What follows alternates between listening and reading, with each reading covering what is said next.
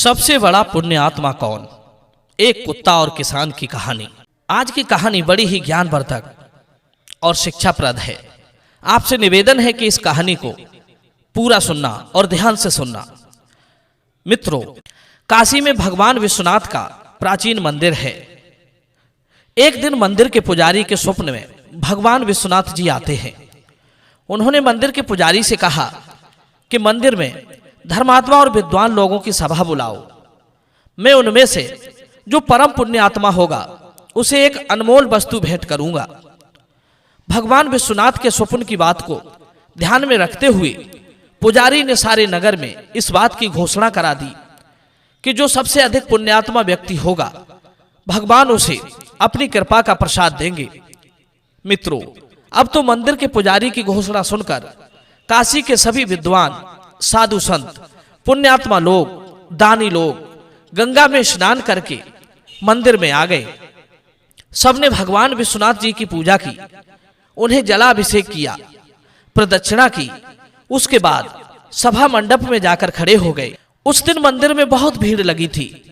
पुजारी ने फिर से अपने स्वप्न की बात दोहराई और भगवान विश्वनाथ ने जो जो कहा था वो सारी बातें उन्होंने उन श्रद्धालुओं को सुना दी।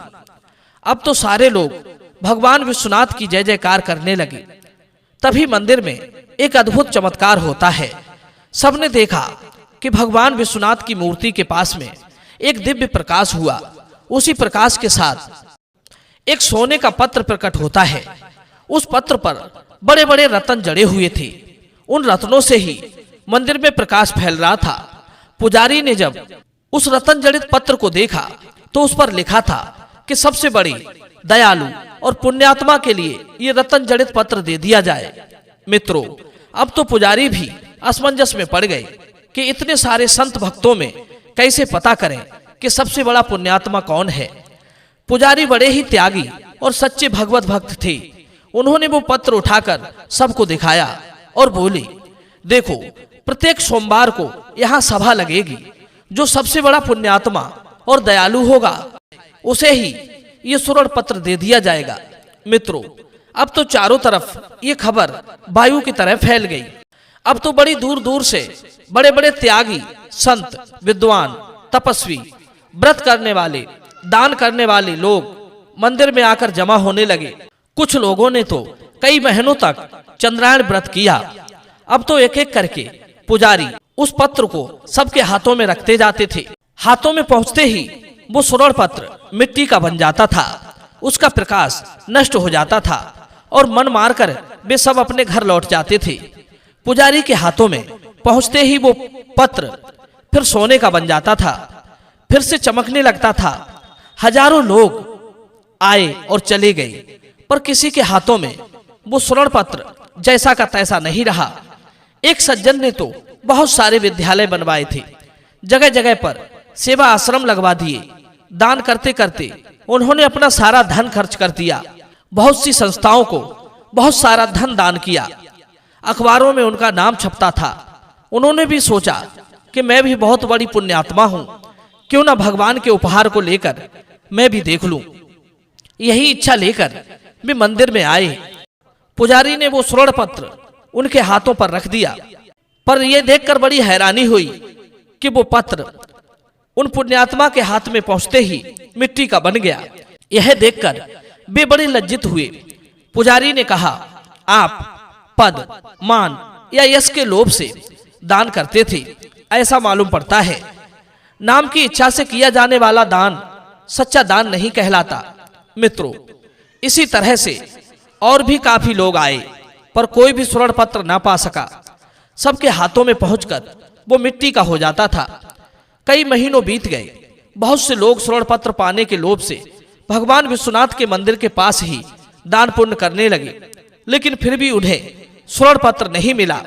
एक दिन की बात, एक बूढ़ा किसान भगवान विश्वनाथ के दर्शन करने के लिए वहां आया था। वो एक देहाती किसान था। उसके कपड़े मैले और फटे पुराने थे। उसके पास कपड़े में बंधे हुए थोड़े से सत्तू थे और एक फटा हुआ सा कंबल था। मंदिर के पास लोग गरीबों को पूड़ी, मिठाई और कपड़े बांट रहे थे। वो किसान जब वहां पहुंचा तो उसने देखा कि एक घायल कुत्ता मंदिर से बाहर कुछ दूर पर पड़ा करहरा था। उससे उठा नहीं जाता था। उसके आधे शरीर में घाव था और वो भूखा था। उसकी ओर कोई देखता भी नहीं था। वो कुत्ता था, इसीलिए उसकी ओर कोई ध्यान नहीं दे रहा था। बूढ़ा किसान अपने सत्तू घोलकर खाने के लिए बैठा ही था। अचानक उसकी नजर उस कुत्ते पर चली गई। किसान को उस घायल कुत्ते पर दया आ गई। उसने वो सत्तू स्वयं ना खाकर उस कुत्ते को खाने को दे दिए और उसके घाव पर मक्खियां बैठ रही थी, इसीलिए किसान ने अपना कंबल भी उसे उड़ा दिया। उसके बाद वो मंदिर में दर्शन करने चला गया। मंदिर के पुजारी का एक नया नियम था। सोमवार के दिन जितने लोग दर्शन करने के लिए आते थे, पुजारी सबके हाथों में वो स्वर्ण पत्र रखते जाते और उठा लेते। किसी के भी हाथों में पहुंचकर वो स्वर्ण पत्र नहीं रहा, वो तुरंत मिट्टी का बन जाता था।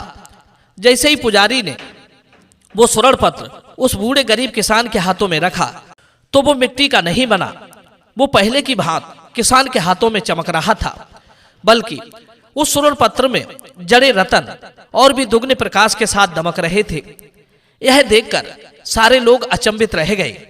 सब लोग उस बूढ़े किसान की प्रशंसा करने लगे।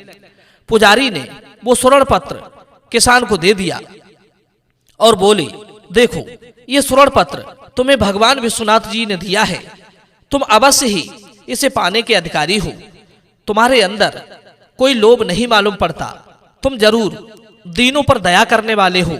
जो बिना किसी स्वार्थ के दान करता है, दीन दुखियों की सेवा करता है, वही सबसे बड़ा पुण्यात्मा कहलाता है।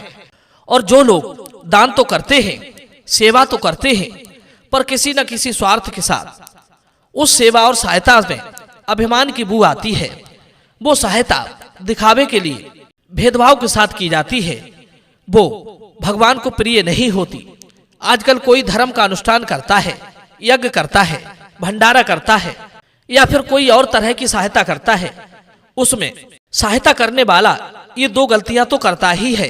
एक तो भेदभाव, दूसरा अपना नाम। लोग किसी मजबूरी को भी तभी समझते हैं जब उसमें किसी तरह का स्वार्थ जुड़ा हो। आजकल तो मनुष्य इतना गिर गया है कि वो तो एक कुत्ता था।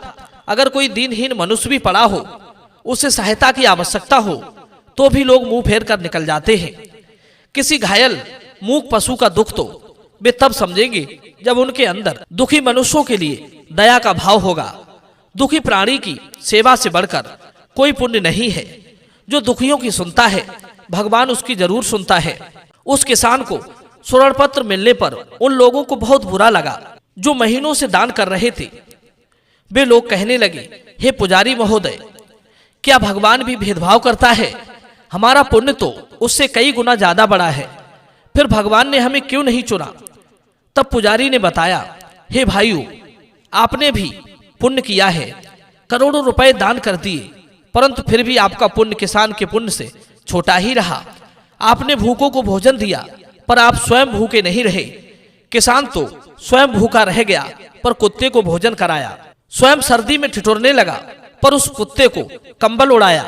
उसकी सेवा निस्वार्थ थी और स्वयं का त्याग भी बहुत बड़ा था, इसलिए भगवान ने उसे चुना। पुजारी की बात सुनकर उन बड़े बड़े दानियों के नीचे को लटक गए। प्रिय बंधुओं, ये कहानी आपको कैसी लगी? कमेंट के द्वारा आप हमें बताएं। मिलते हैं अगली कहानी में नई ज्ञान चर्चा के साथ। आप सभी का बहुत बहुत धन्यवाद।